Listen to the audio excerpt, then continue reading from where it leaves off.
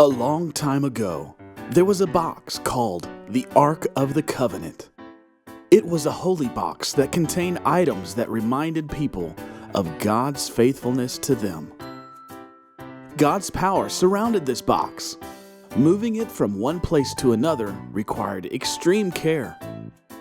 King David decided to move the ark to Jerusalem so that he could keep it safe. He gathered 30,000 of Israel's best men to move it. They loaded the ark on a cart and pushed it all the way to Jerusalem. While they moved the ark, David and the men celebrated with all their might.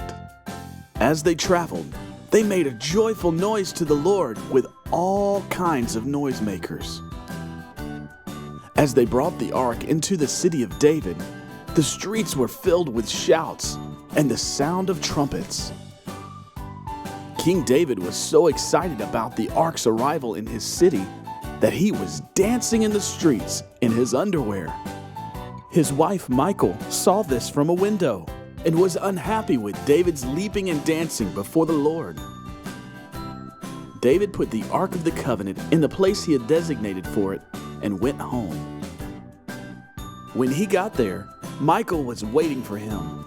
She was disappointed and angry. She told David that the king of Israel should know better than to dance around in the streets in his underwear. But David was not embarrassed. He told her that he was dancing for the Lord.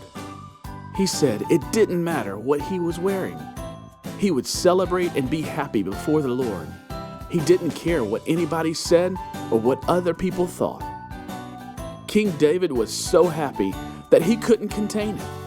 He had to dance and celebrate all the Lord had done for him and his people.